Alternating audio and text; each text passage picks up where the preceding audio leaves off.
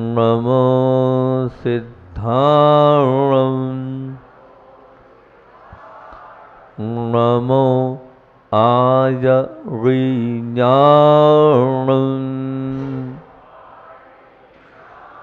नमो वज्रायाणं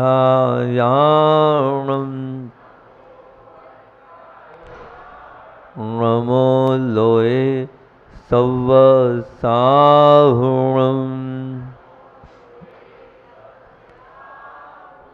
नमो अरुहन्ताणं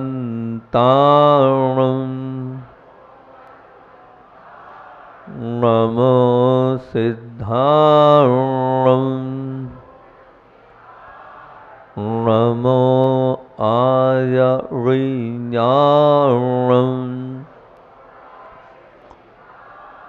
नमो वज्रायाणं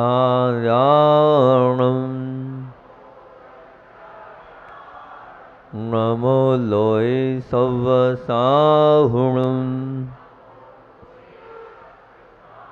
सकल गेय ज्ञायक तदपि निजानंदरसलीन शोजिनेन्द्र जयवंत निध अरिरज रहस विहीन। बोलिए देवादिदेव 1008 मूल नायक श्री चंदा प्रभु भगवान की, मंडी मावरा के बड़े बाबा आदिनाथ भगवान की, परमोपकारी आचार्य भगवंत विद्यासागर जी महामुनि राज की, पूज्य संधान सागर जी निरंजन सागर जी महाराज की, पूज्य मुनि श्री दुर्लभ सागर जी महाराज की। आत्म के अहित विषय कषाय पर अपनी चर्चा चल रही है और कल के प्रमुख बिंदुओं को ले लें। कल हमने आपसे कहा था, सबसे पहले क्या कहा था, वैसे तो बहुत सारी बात करी थी लेकिन कुछ बिंदुओं को उसमें से विशेष ले लेते हैं। अपने आप के साथ जो प्रसन्नता से नहीं जी सकता वह किसी के साथ प्रसन्नता से नहीं जी सकता और उसके साथ भी कोई भी प्रसन्नता से नहीं जी सकता। कारण है क्रोध। फिर बोला था बहुत अच्छा, हमने दूसरा बिंदु दिया था, क्रोध भले ही आप अमृत सिद्धि योग, सर्वार्थ सिद्धि योग, गुरु पुष्य योग में कर लेना, वो विष रूप ही बनेगा। और प्रेम भले ही आप काल सर्प योग में कर लेना, मृत्यु योग में कर लेना, उत्पाद योग में कर लेना, विषकंभ काल योग में कर लेना, लेकिन वह अमृत रूप ही बनेगा। और फिर कहा था कि व्यक्ति के दोषों का ही, अशुभ कमजोरियों का ही संग्रह करने वाला व्यक्ति मन कैसा होता है वह, अगर वो दूसरों के दोषों को, कमजोरियों को, अशुभ को वो ग्रहण करता है, संग्रह करता है, तो उसकी स्थिति तनावग्रस्त होगी, संक्लिष्टमय होगी, सतत वो तनावग्रस्त रहेगा। और एक बहुत अच्छा उदाहरण दिया था कि अगर आप वैसे बन जाएं तो बहुत अच्छी बात है। मोबाइल में जैसे सेव और डिलीट की व्यवस्था होती है, वैसे ही अच्छी बातों को आप, गुणों को आप सेव करें और जो खराब बातें हैं उन्हें आप डिलीट करें। कल अपन ने यहाँ तक इसको विशेष लिया था, आज कुछ और नया सोचा है, बताते हैं। कोई व्यक्ति ऐसा प्रश्न कर रहा है कि बहुत बार हमारे जीवन में ऐसे मौके आते हैं कि किसी ने हमारे से जुड़े हुए व्यक्ति के विषय में कुछ गलत बता दिया, कुछ ऐसा बता दिया, अब वो मन में खटक रहा है। अब हम क्या करें, समझ में नहीं आ रहा है। उसको रखे हैं तो आवेश बढ़ता है, क्रोध बढ़ता है, संक्लेश बढ़ता है, मन में संक्लिष्टता आती है और भावों के परिणामों में निर्मलता नहीं आती। आखिर क्या किया जाए? तो मैं उसके मतलब अपना चिंतन दे रहा हूँ, जरूरी नहीं आप ऐसा करें, लेकिन मैंने उस विषय पे दो बातें सोची। सबसे पहली बात तो ये सोची कि आप निर्धारण करें कि वो व्यक्ति जिसके विषय में, आपके विषय में, जिसके विषय में आपको गलत जानकारी या गलत बातें पता चली, वो व्यक्ति कौन है। जो व्यक्ति वो क्या महत्व रखता है आपके जीवन में, मतलब वो व्यक्ति आपके जीवन से अलग कर दिया जा सकता है, नहीं किया जा सकता है, पहले आप चिंतन करें। तो अगर मान लीजिए वो जो व्यक्ति वो विशेष है, वो बहुत अपना है, बहुत अजीज है, जिसे मैं नहीं छोड़ सकता हूँ, चाहे वो अपना बेटा हो, चाहे वो अपनी पत्नी हो, चाहे अपनी वो सास हो, कोई भी हो, XYZ, अगर वो इतना खास है कि हम उसे नहीं छोड़ सकते हैं, तो फिर ध्यान रखना हमें क्या करना है, हमें संकल्प विकल्प नहीं करना है। जो हमें बात पता चली उसको डिलीट कर देना है, उसको निकाल देना है। क्योंकि हम अगर उस बात को अपने हृदय में रखेंगे तो फिर संक्लिष्टता तो हृदय में आएगी, भले ही वो बाहर नहीं आ पा रही हो, भले ही हम उसको कह नहीं पा रहे हो दुनिया से, भले ही हम उसको मतलब कहना चाहिए कि बाहर निकाल नहीं पा रहे, लेकिन निकले नहीं, मन में रहेगी वो चीज़, वो मन में और संक्लेश को पैदा करेगी। तो यही बात है, आप उस बात को भूल जाओ। हम व्यक्ति को नहीं भूल पाएंगे, हम व्यक्ति को अपने जीवन से, उन्हें ठीक भी नहीं है उस व्यक्ति को जो हमारा अहम व्यक्तित्व है। हम कैसे अपनी पत्नी के विषय में कुछ हमें शंका हो गई, ये कुछ पता चल गया है, आपको आपके पति के विषय में पता चल गया है, आपको अपने बेटे के विषय में पता चल, बस आपको करना ये, उस बात को अलग कर देना, उस बात को भूल जाना। जब तक उस बात को आप भूलोगे नहीं तब तक आपके जीवन में सुख होगा ही नहीं, संक्लेश ही संक्लेश होता रहेगा। क्योंकि वो अंदर से वो बात रहेगी तब तक आप सामने वाले के विनय नहीं करोगे, सामने वाले के प्रति आपकी आस्था दृढ़वती नहीं होगी, बलवती नहीं होगी। अगर आप चाहते हो अपने जीवन को क्रोध से, आवेश से रहित, तो आप उस बात को बाहर कर दो। वो जो बात आपके मन में अपने अजीज के लिए भर दी गई है या आ गई है या सुन ली है आपने, ये एक तरीका है। ये करेंगे तो बहुत अच्छा होगा, तो आपका जीवन सुखमय होगा। दूसरी बात, अगर आपको ऐसा लगता है कि वो जो व्यक्ति है वो इतना महत्वपूर्ण नहीं है, वो व्यक्ति, अगर मान लीजिए आपका कोई नौकर है, हम उस नौकर को बाहर कर सकते हैं, उसके विषय में कुछ पता चला हम बाहर कर दो।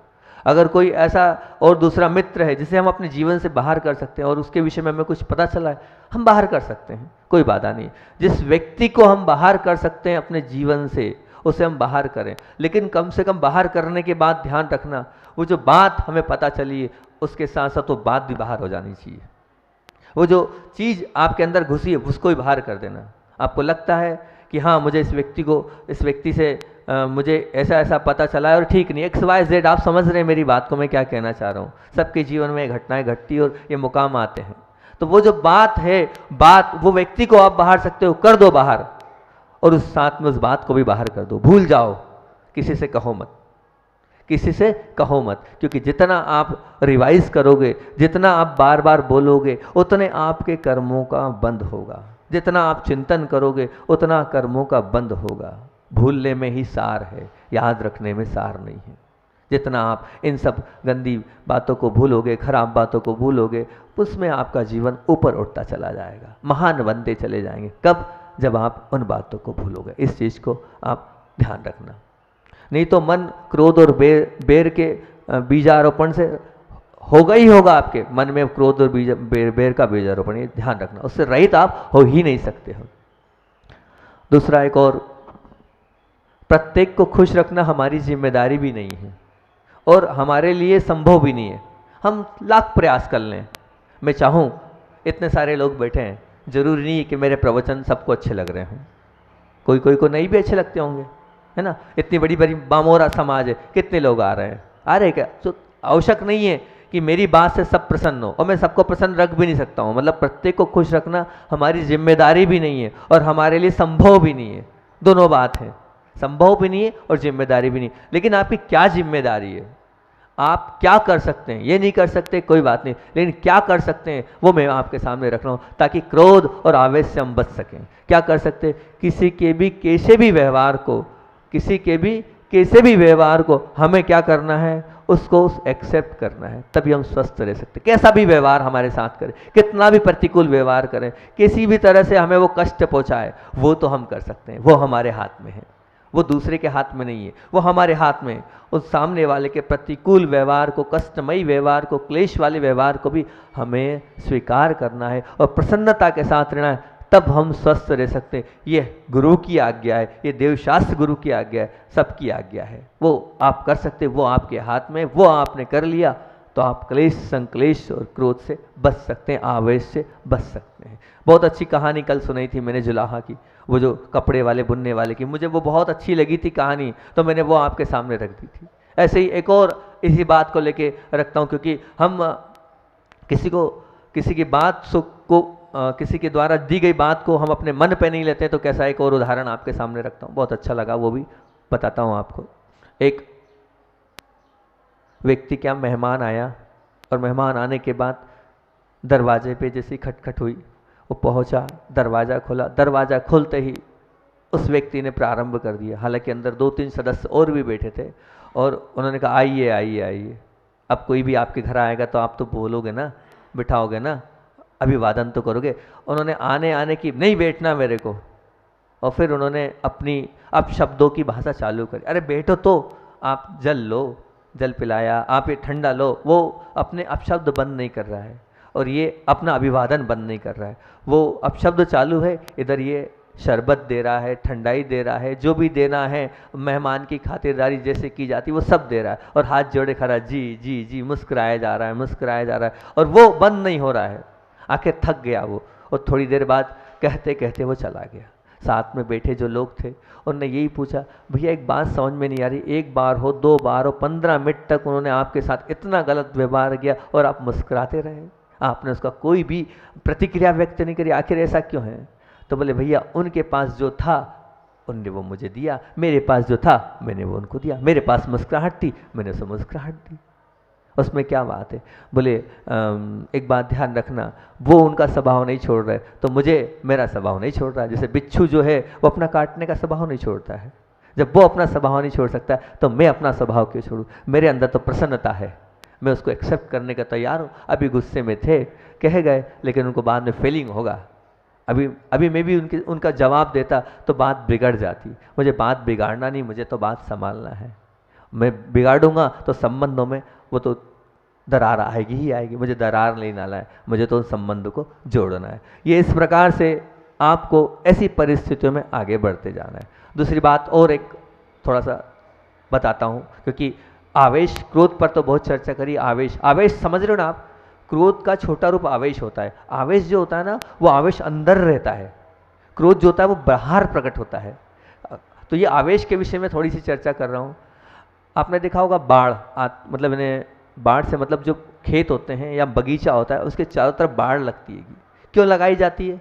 पशु अंदर नहीं घुसे। क्यों लगाई जाती है? कोई पशु अंदर नहीं घुसे, इसलिए वो बाढ़ लगाई जाती है। सुरक्षा की दृष्टि से वो बाढ़ लगाई जाती है ताकि कोई अंदर नहीं घुसे। आपने वो किला देखा होगा, किले के चारों तरफ क्या होती है? वो बाउंड्री होती है ऊंची ऊंची। क्यों? क्योंकि दुश्मन प्रवेश नहीं कर सके। और फिर बड़ा सा गेट होता है चारों तरफ, वो गेट होता है, वो उसको किला कह सकते हैं, उसको हम बाउंड्री कह सकते हैं, है ना? वो इस प्रकार से होता है। आपने देखा होगा जब आप घर से बाहर जाते हैं तो ताला लगा जाते हैं। क्यों लगा के जाते हो ताला अपने गेट पर? कोई चोर नहीं घुसे, खूब संपदा है बड़े बाबा की कृपा से, वो इधर उधर ना हो जाए, तो वो ताला लगा के चले जाते हैं हम, क्योंकि आपको अपनी संपदा की बहुत चिंता है। मतलब ये एक रुकावट है, ये एक दीवार है जो आप चाहते हो कि कोई अंदर प्रवेश नहीं करे। तो मैं भी उसी प्रकार से बोल रहा हूँ, आवेश भी एक प्रकार का कवच है, एक प्रकार की दीवार है, एक प्रकार का रुकावट है। किस लिए? आपके हृदय में कोई प्रवेश नहीं कर पाए इसलिए, आप किसी के हृदय में प्रवेश नहीं कर पाओ इसलिए। जो आवेश है वो क्या है? वही एक बाढ़ है, वही एक दीवार है, वही एक ताला है जो ना तो आपको सामने वाले के हृदय में प्रवेश करने देगा और ना आप उसके हृदय में, मतलब वो आपके हृदय में प्रवेश हो पाएगा। किस कारण से? आवेश से। आवेश रूपी कवच अंदर नहीं आने देगा। वो आवेश आखिर क्यों होता है? तो 2-3 चीज़ें, हालांकि एक बात चीज़ तो बोल चुका हूँ मैं, फिर भी और आवेश के विषय में बोल रहा हूँ। उसका सबसे बड़ा और सबसे प्रमुख कारण है स्वार्थ भंग होना। स्वार्थ भंग होता है तब मन आवेश में आता है। जब भी आप अपने स्वार्थ की अपेक्षा से, आप जब किसी से कुछ कह रहे हैं, किसी से कुछ बात कर रहे हैं और कुछ कर रहे हैं और वो स्वार्थ की जब पूर्ति नहीं होती है, तब मन आवेशग्रस्त होता है। मतलब कुल मिलाकर मन में कोई खराबी नहीं है, आपने जो स्वार्थ अपने जीवन में स्वार्थ को घर दे रखा है वो सब कुछ करने वाला है। अगर हम स्वार्थी हैं तो निश्चित तौर से जब स्वार्थ पूरा नहीं होगा तो मन आवेशग्रस्त होगा। तो प्रमुख कारण है, क्या बताया हमने? स्वार्थ। अपने जीवन से स्वार्थ को हटाओ और आप निस्वार्थ बन जाओ। अगर आप निस्वार्थ बन जाओगे तो आपका मन आवेश से ग्रस्त नहीं होगा। अपने मन को आवेश से ग्रस्त बचाना हो तो अपने जीवन को स्वार्थ से रहित बनाना है और निस्वार्थ बनाना है। दूसरी बात यह है कि अपेक्षा भंग होने पर भी मन आवेशित हो जाता है। अपेक्षा, हाँ, ये अपेक्षा किसको कहते हैं? है अपेक्षा है, माँ को बच्चे से अपेक्षा है, पति को पत्नी से अपेक्षा है, बेटे को पिता से अपेक्षा, एक अपेक्षा होती है। अब जब वो अपेक्षा पूर्ति नहीं होती है तो मन में एक आवेश आता है, ये क्या हो रहा है मेरे साथ, मैं तो चाहता था मुझे पापा ये ला के देंगे, उन्होंने ये ला के नहीं दिया, माँ ये देगी, मुझे माँ ने ये नहीं दिया, माँ ये बनाएगी, मुझे माँ ने ये बना के नहीं दिया। अपेक्षा थी मैं आऊँगा और मुझे गरम गरम रोटी मिलेगी, और गरम गरम रोटी नहीं मिली, वो अपेक्षा थी और आपने वो अपेक्षा की पूर्ति नहीं करी। वो अपेक्षा आवेश का कारण बनेगा, वो अपेक्षा आवेश का कारण बनेगा। ये आपके साथ रात दिन होता होगा ऐसा, जब जब भी कोई अपेक्षा आपने रखी है और जब वो अपेक्षा आपकी पूरी नहीं होती तो मन आवेश से ग्रस्त हो ही जाता है, होता ही है, मैं निश्चित तौर से होता है। होता है कि नहीं बताओ आप लोग साथ ऐसा? तो भैया होता है तो हम उस अपेक्षा को बंद कर दें, उस अपेक्षा को बाहर करें। महाराज जी ये तो महाराज लोगों का काम है, हम लोगों का नहीं, ऐसा मत मानो। आप भी अपेक्षा रहित बन सकते हैं। अच्छा वो उनका नाम भी अपेक्षा है, इसलिए कोई बात नहीं, ठीक ठीक ठीक। तो अपने जीवन को अपेक्षा रहित बनाएं, अपेक्षा रहित बनाएंगे तो आपके मन में आवेश आएगा ही नहीं। तीसरी चीज आवेश के लिए कि अहंकार का महत्व न मिलने पर, अहंकार को महत्व न मिलने पर भी मन में आवेश। अहंकार मतलब हमने जो बात कही है, इस पर तो मैं बहुत अच्छे से बोल चुका हूँ, फिर भी प्रकरण था तो बोल रहा हूँ। अहंकार, हमारे अंदर क्या अहंकार है? मैं जो कह रहा हूँ वो हो जाना चाहिए, वही होगा, बस वो नहीं हुआ तो फिर मन में आवेश आ जाता है। पिता ने कहा बेटा तुम्हें ये करना है, अब बेटा जब नहीं करता है तो पिता आवेशित हो जाता है। माँ ने कहा ये करना है, वो नहीं हुआ तो वो आवेश हो जाता है। तो कुल मिलाकर क्या उसमें थोड़ा बहुत अहंकार की, मैंने कहा वो नहीं किया, थोड़ी अहंकार भी, अहंकार का पुट भी रहता है, और वो अहंकार ही कुल मिलाकर आवेश में लाता है, आवेश को देता है। कल का एक, मैं मतलब नाम नहीं लूँगा, लेकिन कोई आए थे हमारे पास, उन्होंने कहा हमारे जीवन में क्रोध बहुत है, क्रोध के साथ साथ अहंकार का भी एक स्थान है, अहम मेरे अंदर बहुत है। तो हमने कुछ उसके लिए कल मैं बताऊंगा उनको जो उपचार मैंने दिया था कि ये उपचार आपको करना है, और उनने उपचार किया, उपचार होते ही उपचार हुआ होगा, उपचार होने के बाद वो क्योंकि कहानी बताऊंगा, उपचार होते ही वो बालक आ गया, बोले महाराज धन्य आज तो बड़ा प्रसन्न हूँ मैं। अब वो कल बताऊंगा, अभी नहीं, क्योंकि वो पूरी कहानी सुनाऊंगा आपको और फिर वो उपचार बताऊंगा, ताकि वो चीज़ आपके जीवन में भी लाना है, सबके जीवन में। तो वो अहंकार को हमें समाप्त करना है। अब ये अहंकार कब समाप्त होगा? जब हमारे मन में सरलता और सहजता का वास होगा। हम अपने मन को समझाएंगे कि नहीं हमें ये नहीं करना है।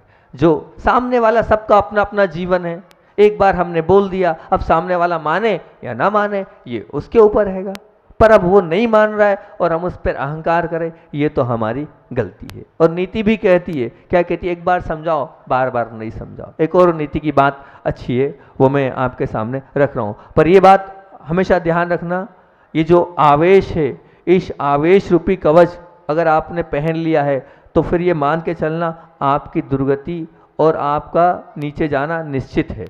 इसलिए इस आवेश के कवच के लिए पहले 3 चीज अपने जीवन में उतार लेना: स्वार्थ, अपेक्षा और अहंकार। इन तीनों चीज़ों को स्थान मत देना अपने जीवन में। अब दूसरी एक नीति और रखता हूं कि तुम्हारे दुश्मन को मित्र बनाने के लिए 1000 अवसर देना। तुम्हारे, बात थोड़ी घुमावदार है, तुम्हारे दुश्मन को मित्र बनाने के लिए 1000 अवसर देना, परंतु तुम्हारे मित्र को दुश्मन बनने के लिए एक भी अवसर मत देना। तुम्हारे मित्र को दुश्मन बनने के लिए एक भी अवसर मत देना। मतलब अपने जीवन में आप अपने जितने दुश्मन हैं उन दुश्मनों के साथ मित्रता के लिए आप 1000 अवसर खुले रखना, बार बार मौके देना उनको कि भैया किसी तरह से वो मित्र बन जाए, किसी तरह से वो अपना बन जाए। 1000 अवसर का तात्पर्य होता है, सोचो मैंने तो 7 बार कहा था, अच्छा इसने 7 बार कहा, इसे 7 बार जाना। यहाँ तो वो नीतिकार क्या बोल रहे हैं? 1000 बार जाना। जो नीति मैंने आपसे बोलिएगी वो नीति से मैं नीति की बात बोल रहा हूँ, उसमें लिखा है दुश्मन को मित्र बनाने के लिए 1000 अवसर देना। मतलब कितनी बार? 1000 बार क्षमा मांगना, 1000 बार ऐसे मौके देना कि वो मित्र हमारा और वो दुश्मन हमारा मित्र बन जाए। और बोला मित्र को एक भी मौका मत देना, मित्र को एक भी ऐसा मौका मत देना कि वो आपका दुश्मन बन जाए।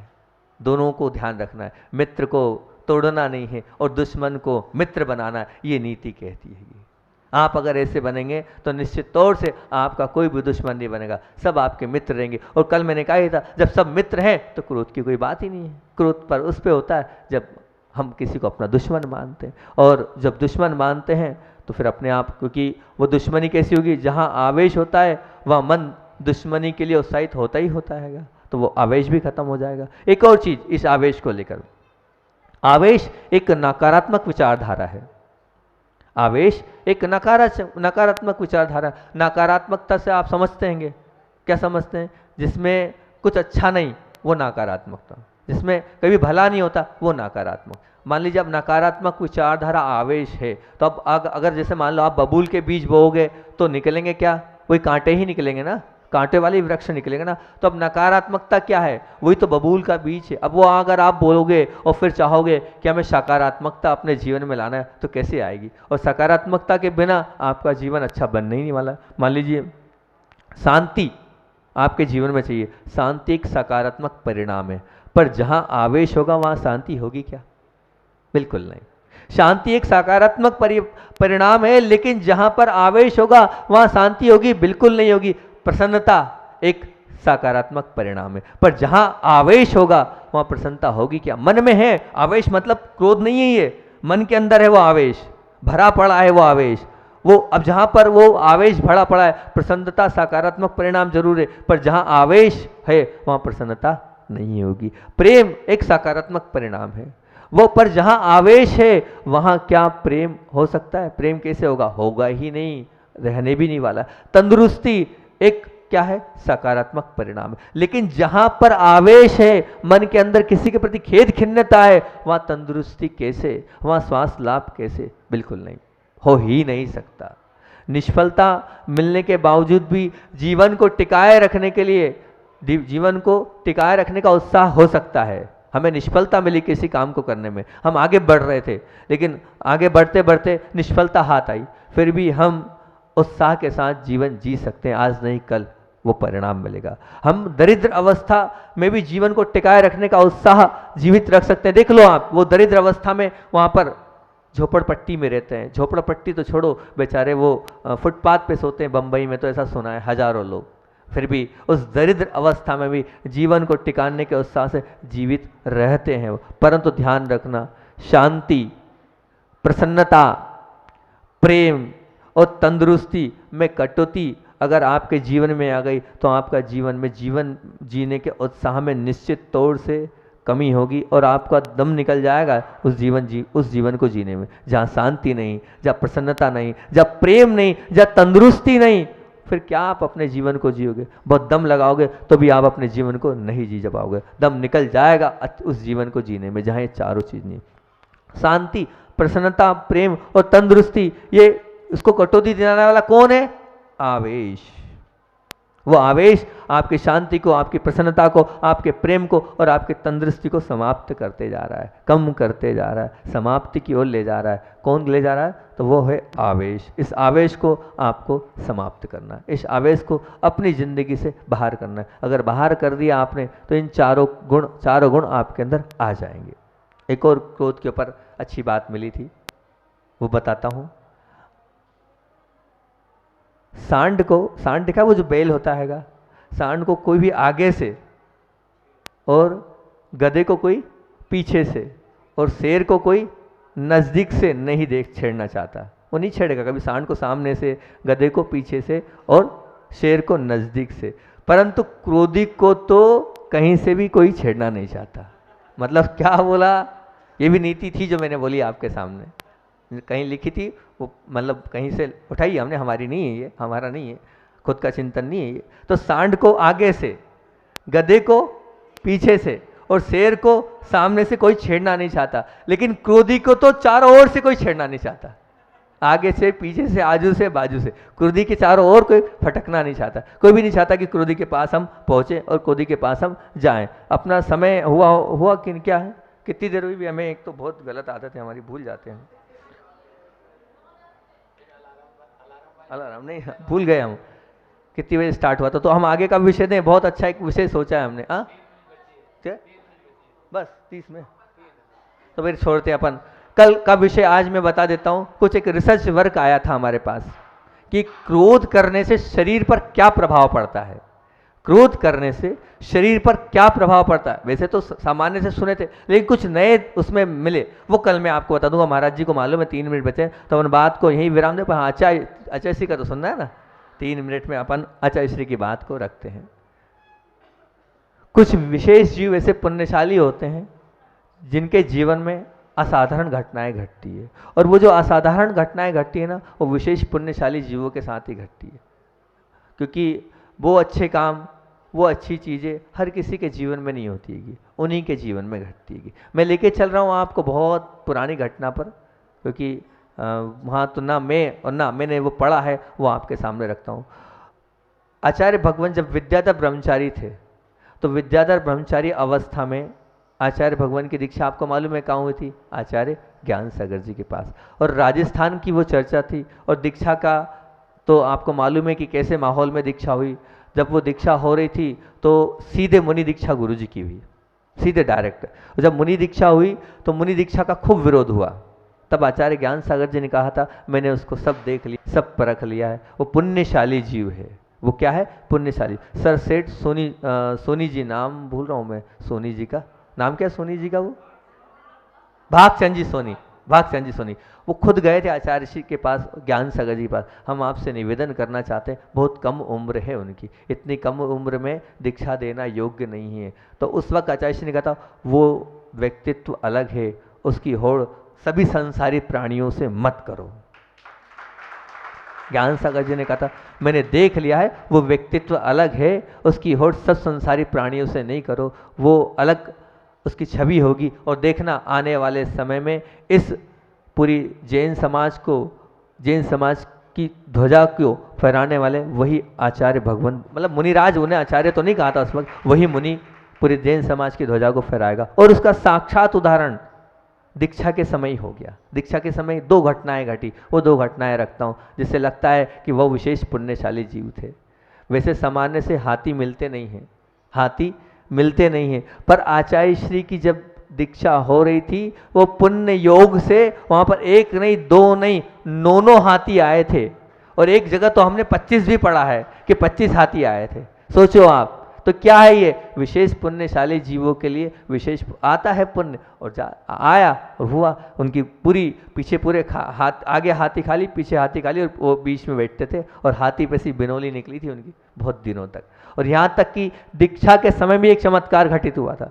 इतनी तेज गर्मी, और इतनी तेज गर्मी होने के, क्योंकि राजस्थान की तो गर्मी आपको मालूम है, और वहाँ पर उस समय जिस समय दीक्षा हो रही थी, उसमें पूरा वातावरण शांत हो गया था, और फिर ठंडी ठंडी हवाएं चली थी, और यहाँ तक कि ठंडी करने के लिए पानी की बरसातें भी हुई थी। मतलब वो देवलोग भी इस पूरे दीक्षा के इस प्रोग्राम को बहुत अच्छे से मनाने के लिए उत्साहित थे। तो ऐसे आचार्य भगवान जिनके पुण्य से हम लोग भी पुजा रहे हैं, वो हमारा, हम पुजा रहे हैं तो किसके पुण्य से? उनके पुण्य से पुजा रहे हैं, आचार्य भगवान के पुण्य से पुजा रहे हैं। हम भी उन्हीं का नाम लेकर और उन्हीं की कृपा से यहाँ तक आए हैं, और आगे भी अपने को एक बहुत बड़ा, चलो अभी घोषणा नहीं करते हैं उसकी, बाद में करेंगे उसकी घोषणा, कहते नहीं उस चीज़ को, हाँ नहीं अभी नहीं कहना, अभी नहीं कहना। इतनी बात रखकर यहीं पर अपनी बात को विराम देता हूँ। हाँ, इतना जरूर है, वो आज की अपनी बातों को एक बार रिवाइज कर लें अपन। क्या है? प्रत्येक को खुश रखना हमारी जिम्मेदारी भी नहीं है और हमारे लिए संभव भी नहीं है, परंतु किसी के भी कैसे भी व्यवहार को हमें स्वीकार करना और उसे एक्सेप्ट करना, ये तो हमारी जिम्मेदारी है और आगम की आज्ञा भी है। और आवेश ऐसा कवच है जो चाहकर भी दूसरों के हृदय में जाने में रोकता है, प्रवेश नहीं होता है। और तीसरी बात बोली थी, तुम्हारे दुश्मन को मित्र बनाने के लिए 1000 अवसर दो, पर तुम्हारे मित्र को दुश्मन बनने के लिए एक भी अवसर मत देना। और वो बात तो बोली थी अंतिम में, फिर से एक बार बोल देता हूँ, सांड को आगे से, गधे को पीछे से और शेर को सामने से नहीं छेड़ना, लेकिन क्रोधी को तो कहीं से भी नहीं छेड़ना।